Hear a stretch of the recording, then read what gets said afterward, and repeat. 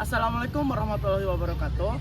Kami dari kelompok 4, kelas 11 MIPA 2 yang beranggotakan Anissa Fikra, Mutiara Rahmadani, Prastio Anggur Putra. Lutfi Khairunisa. Farhan Taulana Ikhwan.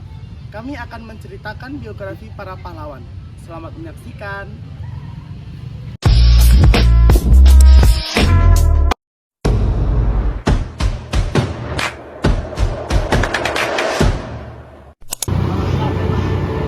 Assalamualaikum warahmatullahi wabarakatuh. Saya Farhan Taulana Ikhwan dari kelompok 4 akan menceritakan biografi Siti Mangkopo.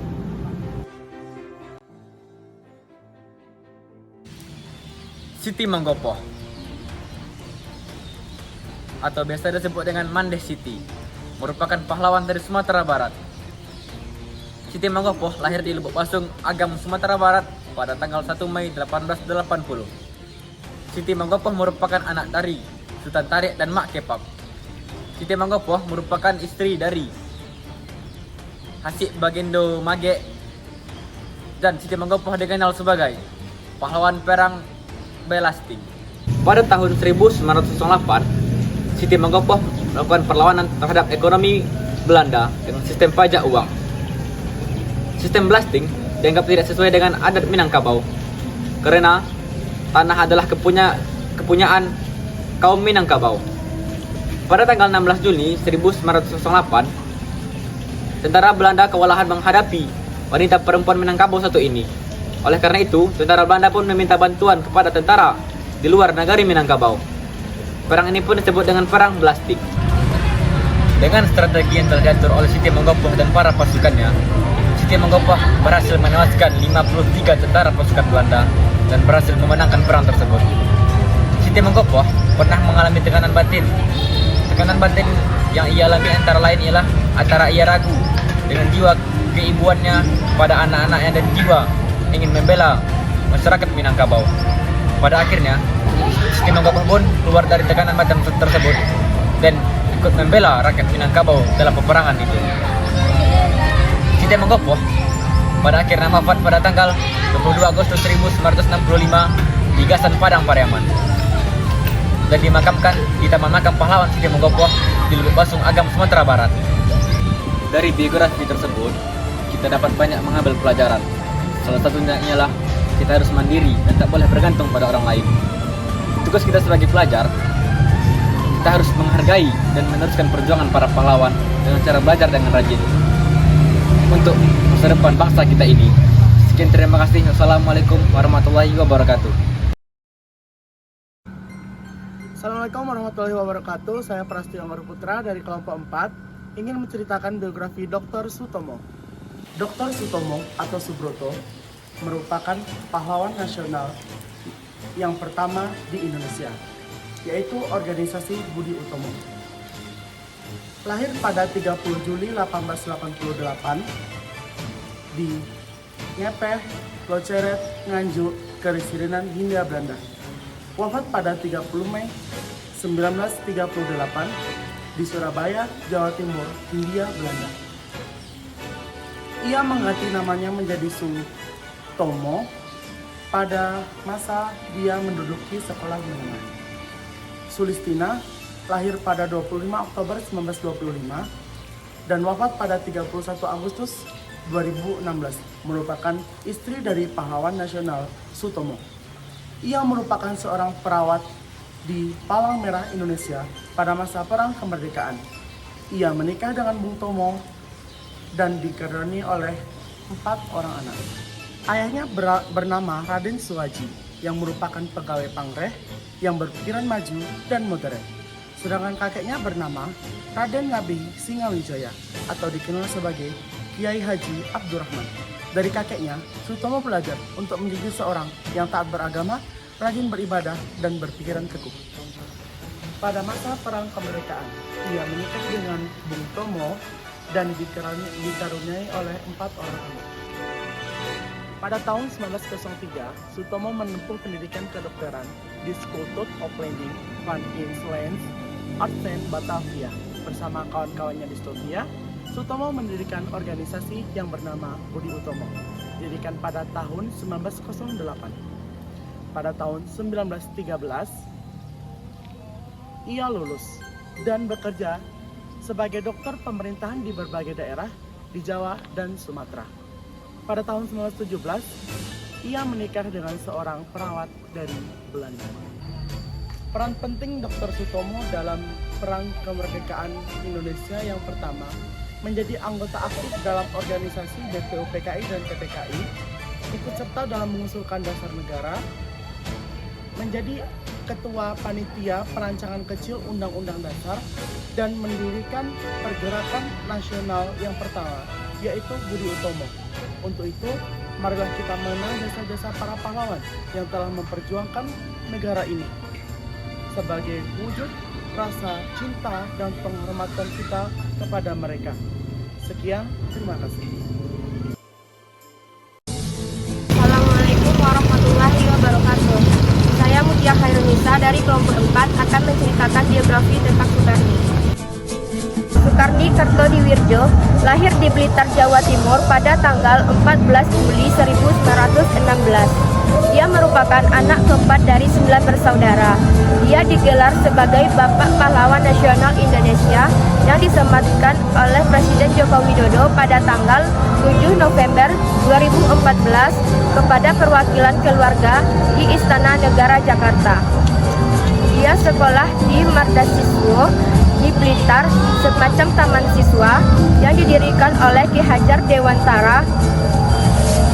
Di sekolah ini dia belajar mengenai nasionalisme melalui Muhammad Anwar. Usia 14 tahun, Sukarni masuk menjadi anggota Penghimpun Indonesia Muda pada tahun 1930. Sejak saat itu, dia berkembang menjadi pemuda Indonesia militan dan revolusioner. Sejak di Mulo, Sukarni dikeluarkan dari sekolah, lalu ia sekolah di Yogyakarta dan Jakarta di jurusan kejuruan guru. Atas bantuan Ibu Wardoyo, Sukarni disekolahkan di Bandung, jurusan jurnalistik. Di sana, Soekarno dan Hatta masih terus didesak untuk memproklamasikan kemerdekaan Indonesia selambat-lambatnya pada tanggal 17 Agustus 1945. Setelah sesampainya di Jakarta, mereka mempersiapkan teks proklamasi yang disaksikan oleh Sukarni dan panitia PPKI. Setelah teks proklamasi selesai dibuat, Sukarni didukung oleh Hatta agar pihak yang mendatangi agar menandatangani naskah yang telah dibuat. Sukarni hanya mengusulkan 2 orang, yaitu Soekarno dan Hatta. Keesokan harinya, pada tanggal 17 Agustus 1945, Sukarni memproklamasikan kemerdekaan Indonesia. Dan Sukarni pun wafat pada tanggal 7 Mei 1945, dimakamkan di Taman Pemakaman Pahlawan Kalibata. Sampai disinilah biografi yang dapat saya sampaikan. Kalau ada kesalahan tolong dimaafkan. Assalamualaikum warahmatullahi wabarakatuh. Assalamualaikum warahmatullahi wabarakatuh. Saya Anissa Zikra dari kelompok 4 akan menceritakan biografi tentang Kiai Haji Agus Salim. Agus Salim lahir di Kota Gadang, Sumatera Barat pada 8 Oktober 1884 dengan nama Masyhurul Haq yang artinya pembela kebenaran. Beliau merupakan putra dari Ibu Siti Zainab dan Sultan Muhammad Salim yang merupakan seorang jaksa dan hukum kolonial di Tanjung Pinang. Beliau mempunyai seorang istri yang bernama Sainatun Nahar Al-Matsir yang dikaruniai 10 orang anak. Sewaktu kecil, beliau menempuh pendidikan di Europe Easy Legal School dan melanjutkannya ke Hegelberger School dan lulus pada tahun 1903 dengan memperoleh nilai terbaik di antara Hindia Belanda. Agus Salim merupakan seorang pejuang kemerdekaan yang dinobatkan sebagai pahlawan nasional pada 27 Desember 1961. Semasa hidup, beliau dikenal sebagai politikus, jurnalis, dan diplomatis. Agus Salim sering dijuluki sebagai The Great Old Man karena prestasinya dan kefasihannya dalam berbahasa asing. Agus Salim merupakan salah seorang tokoh yang berperan penting dalam kemerdekaan Indonesia karena pada perkembangannya, beliau berhasil memimpin tim delegasi Indonesia untuk mendapatkan pengakuan kemerdekaan dari negara Mesir, Yaman, Lebanon, Arab Saudi. Tak hanya itu, beliau juga merupakan salah seorang anggota yang terlibat dalam proses perumusan Undang-Undang Dasar 1945 di bawah pimpinan Insinyur Soekarno. Di sana, beliau juga bertugas sebagai penghalus bahasa. Beliau juga merupakan salah seorang anggota yang berperan dalam proses perumusan Undang-Undang Dasar 1945 di bawah pimpinan Insinyur Soekarno. Di sana, beliau juga berperan sebagai penghalus bahasa. Setelah tidak bertugas lagi dalam dunia pemerintahan, beliau memutuskan mengundurkan diri dari dunia politik pada 1953. Dan pada 4 November 1994, beliau wafat di Jakarta dan dikebumikan di makam pahlawan Kalibata. Demikian biografi Agus Salim yang dapat saya sampaikan. Tindakan-tindakan revolusioner dan sosoknya yang cerdas patut kita apresiasi dan kita teladani dari beliau. Assalamualaikum warahmatullahi wabarakatuh. Assalamualaikum warahmatullahi wabarakatuh. Saya Mutiara Ramadhani dari kelompok 4 akan menceritakan tentang Husni Tamrin. Muhammad Husni Tamrin atau biasa kita kenal dengan Husni Tamrin merupakan seorang pahlawan nasional dari Betawi. Dia lahir pada tanggal 16 Februari 1894 di Waalwestveen, Batavia, Hindia Belanda. Kedua orang tuanya bernama Muhammad Tabri Tamrin dan Ama. Sejak kecil, ia tinggal dengan pamannya. Dari pihak ibu dikarenakan ayahnya sudah meninggal. Ia berasal dari keluarga yang berada. Kakeknya merupakan pemimpin dari sebuah hotel yang ada di Petojo yang berasal dari Inggris. Sejak kecil, Husni Tamrin sudah aktif di berbagai organisasi-organisasi kedaerahan, terutama organisasi yang didirikan oleh ayahnya dan dipimpin langsung oleh dia sendiri. Waktu itu, beliau akrab disapa dengan Mak Seni. Pada tahun 1916, Husni Tamrin diangkat menjadi Dewan Kota di Batavia.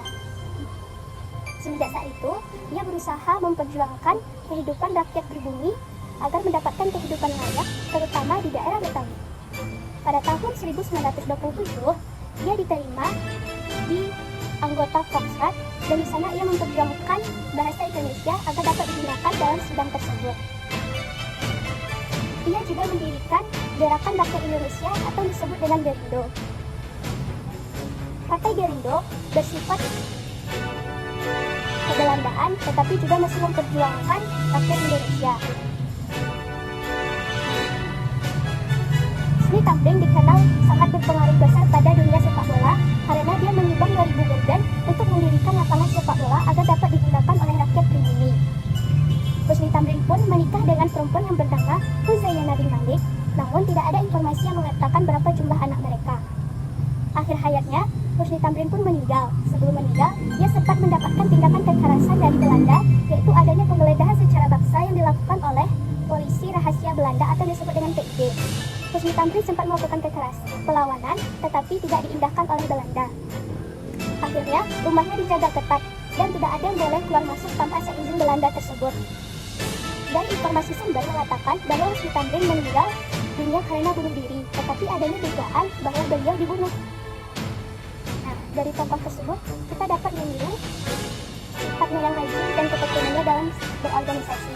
Sebagai pengabdian, namanya juga dibuat di salah satu jalan yang ada di Jakarta dan juga dicantumkan dalam uang kertas Indonesia dengan jumlah nominal 2.000 pada tahun 2016. Baiklah, hanya itu bisa saya sampaikan. Terima kasih. Assalamualaikum warahmatullahi wabarakatuh. Assalamualaikum warahmatullahi wabarakatuh. Saya Muhammad Barik Dwi Marta dari 11 MIPA 2 akan menyampaikan sebagian kisah hidup Rasuna Said. Rasuna Said memiliki nama lengkap Hajah Rangkayo Rasuna Said. Ia lahir pada tanggal 14 September 1910 di Maninjau, Agam, Sumatera Barat. Ayahnya bernama Muhammad Said. Pada masa kecilnya, ia telah menjalani pendidikan Islam di pesantren. Pada saat sekolah inilah, ia pernah menjadi satu-satunya santri perempuan. Sejak saat itu, Rasuna Said memperhatikan kemajuan dan pendidikan bagi kaum perempuan. Ia menilai bahwa perjuangan tersebut tidak hanya bisa dilakukan melalui jalur pendidikan, namun bisa dilakukan juga dengan perjuangan politik. Kemudian, ia memulai perjuangannya untuk membela kaum perempuan dengan bergabung di Sarekat Rakyat sebagai sekretaris cabang. Setelah itu, ia menjadi anggota Persatuan Muslim Indonesia. Karena kemampuannya dan cara pikirnya yang sangat kritis, ia sempat ditangkap dan dipenjara oleh pemerintah Belanda pada tahun 1932. Rasuna Said juga tercatat sebagai wanita pertama yang terkena hukuman Spekdelich, yaitu hukuman pemerintah Belanda yang menyatakan bahwa siapapun dapat dihukum karena berbicara melawan Belanda. Pada masa penjajahan Jepang, Rasuna Said merupakan salah satu pendiri organisasi pemuda Nippon Kaya. Dalam karir politiknya, Rasuna Said pernah berperan sebagai DPR RIS dan kemudian menjadi anggota Dewan Pertimbangan Agung sejak tahun 1959 sampai dia meninggal pada tanggal 2 November 1965.